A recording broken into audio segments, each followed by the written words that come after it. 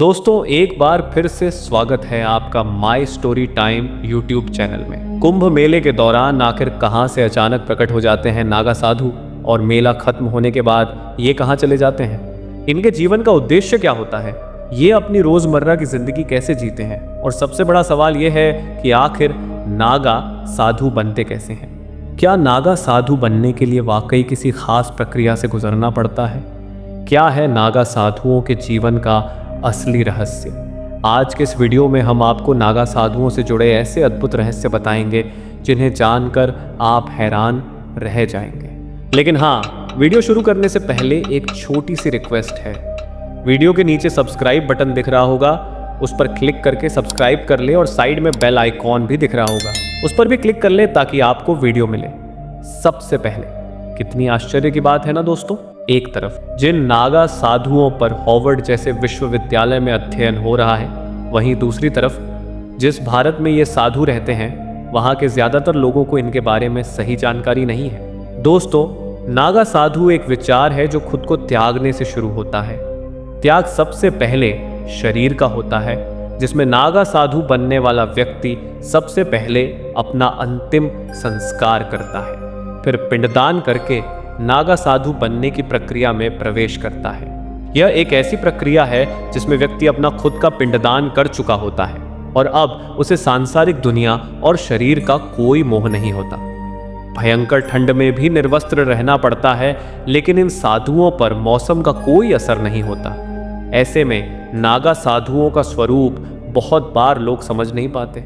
उनके बालों की लंबी जटाएं और शरीर पर रगड़ी हुई भस्म, ये सब उनके तपस्या के अनोखे तरीके को दर्शाता है। दोस्तों, नागा शब्द के कई अर्थ होते हैं। संस्कृत में नागा का अर्थ होता है पहाड़, और नागा साधु उन्हें कहा जाता है जो पहाड़ पर रहकर तपस्या करते हैं। इसके अलावा कचहरी भाषा में नागा का मतलब होता है एक युवा बहादुर सैनिक। जी हाँ दोस्तों, नागा साधु सिर्फ निर्वस्त्र होकर नहीं घूमते, बल्कि उनका इतिहास बेहद रोमांचक और प्रेरणादायक है। इनका सीधा कनेक्शन गुरु आदि शंकराचार्य से जुड़ा है। ऐसी मान्यता है कि जब गुरु आदि शंकराचार्य ने भारत की 4 अलग अलग दिशाओं में 4 मठों की स्थापना की, तब उन्होंने इन मठों की रक्षा के लिए नागा साधुओं की एक टोली बनाई।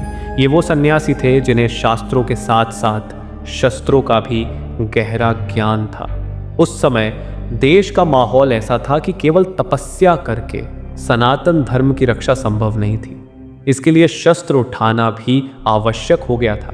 ऐसे में नागा साधुओं का गठन हुआ, जो शास्त्रों और शस्त्रों दोनों का इस्तेमाल कर दुश्मनों का मुकाबला करते थे। दोस्तों, कई इतिहासकारों का यह मानना है कि नागा साधुओं का पंथ सिंधु घाटी की सभ्यता से भी पुराना है। सिंधु घाटी की खुदाई में कई ऐसे चिन्ह मिले हैं जिनमें जटाधारी नागा साधुओं की मुद्राएं उकेरी गई हैं। इतना ही नहीं, कुछ ऐतिहासिक पुस्तकों में इस बात का भी उल्लेख मिलता है कि नागा साधु दुनिया के सबसे कुशल योद्धाओं में से एक माने जाते हैं। इनका इतिहास जापान और चीन के योद्धाओं से भी कई सदी पुराना बताया जाता है। साल 1760 में जब अहमद शाह अब्दाली ने इलाहाबाद पर हमला किया, तब नागा योद्धाओं ने धर्म की रक्षा के लिए अब्दाली की सेना के खिलाफ बहादुरी से युद्ध लड़ा था। इसके बाद जब भारत आधुनिकता के दौर में आया, तब नागा साधुओं की फौज धीरे धीरे बिखर गई और उन्होंने स्वयं को दुनिया से अलग कर लिया।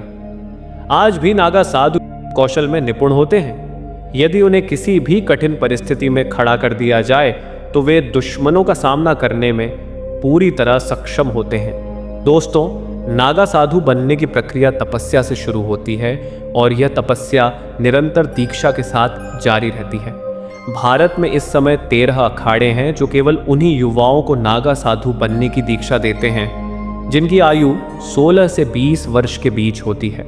आज भारत में सनातन धर्म की रक्षा के लिए 4 लाख से भी अधिक नागा साधु हैं। यह संख्या इतनी बड़ी है कि कई देशों की सेनाओं के मुकाबले नागा साधुओं की संख्या कहीं अधिक है। हालांकि नागा साधुओं को लेकर लोगों के मन में कई सवाल बने रहते हैं। सबसे पहला सवाल तो यही है कि नागा साधु निर्वस्त्र क्यों रहते हैं? दोस्तों, इस सवाल का सीधा सा जवाब यह है कि नागा साधु प्रकृति और प्राकृतिक अवस्था का सम्मान करते हैं। उनका मानना है कि जब कोई इंसान दुनिया में जन्म लेता है तो वह निर्वस्त्र ही आता है। यह उनकी प्राकृतिक अवस्था होती है और उसी को अपनाते हुए वे अपना पूरा जीवन इसी अवस्था में व्यतीत करते हैं। दूसरा सवाल ये खड़ा होता है कि नागा साधु अपने शरीर पर भस्म क्यों लगाते हैं। तो दोस्तों, जैसे कि हमने आपको बताया कि नागा साधु बनने के लिए सबसे पहले इंसान को अपना पिंडदान करना पड़ता है। जो भस्म उनके शरीर पर होती है वह प्रतीकात्मक रूप से राख मानी जाती है। इसे शरीर पर रगड़कर नागा साधु ये दर्शाते हैं कि वे मृत्यु के डर से ऊपर उठ चुके हैं और अब मृत्यु का उन पर कोई प्रभाव नहीं हो सकता। तीसरा बड़ा सवाल यह भी उठता है कि आखिर नागा साधुओं को ठंड क्यों नहीं लगती, क्यों उन पर मौसम का कोई असर नहीं होता। असल में जब कोई व्यक्ति नागा साधु बनने की प्रक्रिया में प्रवेश करता है तो उसका शरीर ऐसी स्थिति में पहुंच जाता है जहां उसे सर्दी, गर्मी और अन्य बाहरी प्रभाव महसूस होना बंद हो जाते हैं। यह ठीक वैसे ही है जैसे एक महिला के गर्भ में बच्चा होता है। वह प्राकृतिक रूप से सुरक्षित रहता है और बाहरी मौसम का उस पर कोई प्रभाव नहीं पड़ता। नागा साधु प्रकृति के सिद्धांत को अपनाते हैं। वे इसे गर्व का प्रतीक मानते हैं और बाहरी परिस्थितियां उनके लिए महत्वहीन हो जाती हैं। और अब जो सबसे आखिरी और सबसे बड़ा सवाल लोगों के मन में उठता है, कुंभ मेले में नागा साधु आते कहाँ से हैं और मेला खत्म होने के बाद कहाँ चले जाते हैं। तो दोस्तों, इसका सीधा सा जवाब यह है कि नागा साधु अक्सर दुर्गम इलाकों और पहाड़ों पर अपना जीवन तपस्या में बिताते हैं। वे सांसारिक मोह माया से पूरी तरह से दूर रहते हैं और उनका जीवन पूरी तरह से तपस्या में लीन होता है। इसी वजह से कुंभ के आयोजन के बाद वे आम लोगों को दिखाई नहीं देते। मेला खत्म होने के बाद वे या तो अपने अखाड़ों में लौट जाते हैं या धार्मिक यात्राओं और तपस्थलों के भ्रमण पर निकल पड़ते हैं। दोस्तों, नागा साधु दिखने में भले ही कठोर लगते हों, लेकिन आज हम इनसे बहुत कुछ सीख सकते हैं। सबसे बड़ी बात यह है कि साधु अपने आप में खुश रहना जानते हैं। नागा साधु के पास कोई भी भौतिक वस्तु नहीं होती, लेकिन फिर भी वे अपना जीवन संतुष्टि और आनंद के साथ जीते हैं। इससे हमें यह सीखने को मिलता है कि जीवन को खुशियों के साथ जीने के लिए किसी भौतिक वस्तु की आवश्यकता नहीं होती। अगर आपकी मनोवस्था आपके नियंत्रण में है और आप अपने आप में खुश रहते हैं तो फिर आपको बड़ा घर, बड़ी गाड़ी, अच्छी नौकरी या बहुत सारे पैसे जैसी चीज़ों की आवश्यकता नहीं होती। नागा साधु के पास उनकी सबसे बड़ी शक्ति होती है इच्छा शक्ति, जहां वे बिना किसी कष्ट या भावना के ऐसे हठयोग करते हैं जिसके बारे में हम और आप तो सोच भी नहीं सकते। दोस्तों, एक नागा साधु तो पिछले कई सालों से नहीं बैठे बल्कि लगातार खड़े हुए हैं। वहीं दूसरे नागा साधु अपना बायां हाथ ऊपर उठाकर पिछले 9 सालों से हठयोग कर रहे हैं ताकि भारत को एकता और शांति की दिशा में अग्रसर किया जा सके।